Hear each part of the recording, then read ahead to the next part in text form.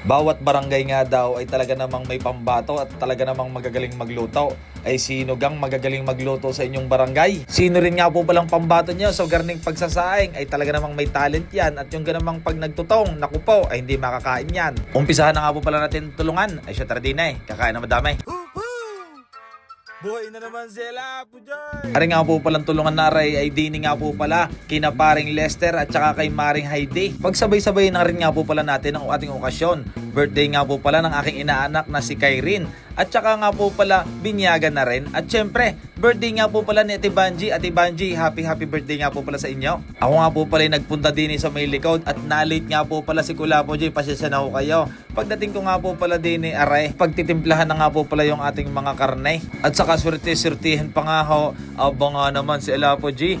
Swerting-swerting kainan na po pala. Ito nga po pala yung unang putahe na niluluto din kapag garning may tulungan. Ito nga po pala yung adobong ulo ng baboy. Yan nga po pala magsisilbing hapunan ng ating mga manunulong. Nakita ko nga po pala din ang aking mga tropang engineer at si architect at saka nga po pala si Kuya Mar. Nag-uutay nga po pala ng kaunti din sa may Gedli. Tapos na nga po pala daw sila hong maggayat. Special mention natin din si Boss Kaloy. Ay talaga namang napakasipag niyan. At si Boss Marlon na talaga namang kasama ko lagi sa mga handaan kung saan-saan. Kasama ko rin nga po pala ang aking Mother Earth, si Nanay. Ayan, kakain na nga po pala ng adobong head. At dahil nga po pala ako na may wala pang nagagawa, ay alam nga namang umuna pa ako sa ating mga nandinay. At di syempre, paunahin natin ang ating mga tropa pips. Pagkatapos nga po pala nilang kumuha, eto na. Ako na nga po pala ang babanat. Eh di solo-solo nga po pala natin ang ating adobong head. Quality naman talaga ang luto ng ating mga tropang taga-dini sa amin. May pangit nga palang dumating. Pangit? Lagi dyan sa pangit. Daw pangit. Pogi to ha, pogi. At dini nga po pala hinahango na nga po pala yung ating kanin. Nga pala, sino ka sa inyong malulupit na talaga namang magluluto ng mga garneng kanin? Ay wari ko naman napakahirap naman sadyang lutuin na on. Big shoutout sa ating mga bossing din eh. Pinapaliit nga po pala ang karnet. Yan nga po pala gagawing embutido. Si Boss Kaloy nga po pala ang naghahalo. Yan nga po pala yung ating pamputsero maya-maya. Abangan nyo nga po pala yon. Yung padalawang sinaing, aray, luto na. Pantaklob lang isa ko, partida. At para nga po pala sa iba na nang babash na ugali daw dami namin maglagay ng suka. Eh hindi ho.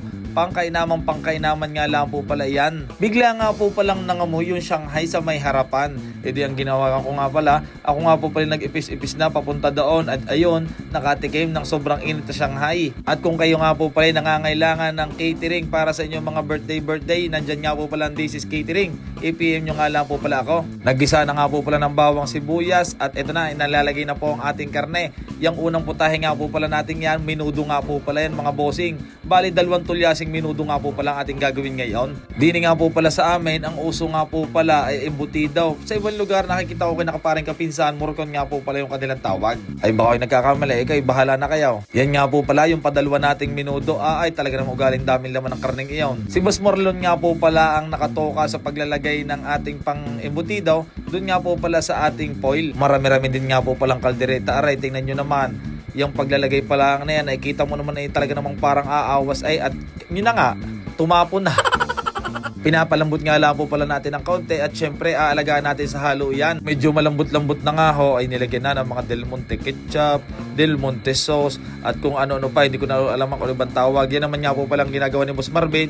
Yan nga po pala yung pangkare-kare. Are pala ang ating ketchup, yan nga po pala ang pampakulay. Ay tingnan nyo naman ang itsura.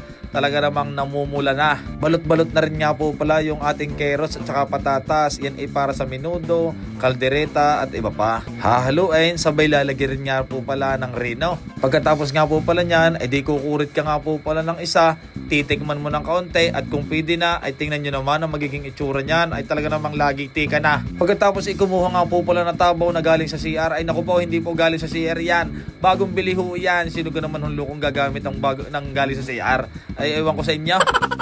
Dumating na nga po pala din sina Boss Mac. Yan nga po pala mga nagluto sa kapatid ko nung kasal. Ay di pinababawasan nga po pala yung mantika sa mga pamputsero. Si Boss Mac na rin nga po pala naghalo ng ating pangkaldereta. Ang magtitimpla nga po pala natin for tonight's video, si Boss Henry at saka nga po pala ang kanyang anak na si Kuya Error. Ginamitan na nga po pala ng teknik yung ating pamputsero. Nilagyan na rin nga po pala ng tubig para nga po pala lumutong. Kung ako nga po pala hindi pa nakakakain, yan nga po palang lahor-lahor na yan. Diyos ko po, ilalagyan ko nga po pala ng kanain.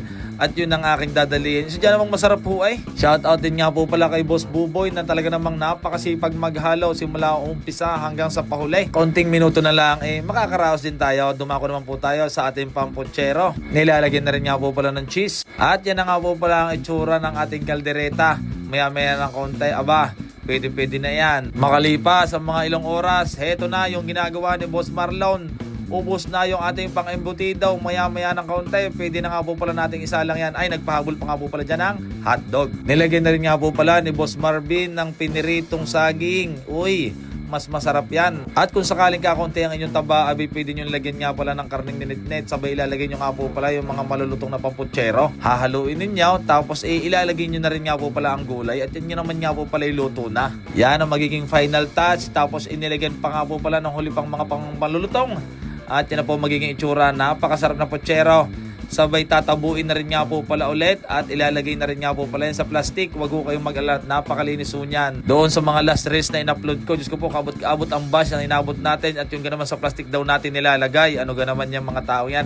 Hindi nga po pala sanay ang mga yung makakita din sa Batangas na ganyan ang gawain. Maraming salamat nga po pala sa Ariola family. Tapos na nga po pala ang ating tulungan.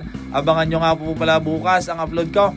Binyaga naman nga po pala. Maraming salamat sa panonood. More power, ingat. And God bless. I-share mo na ang ating video.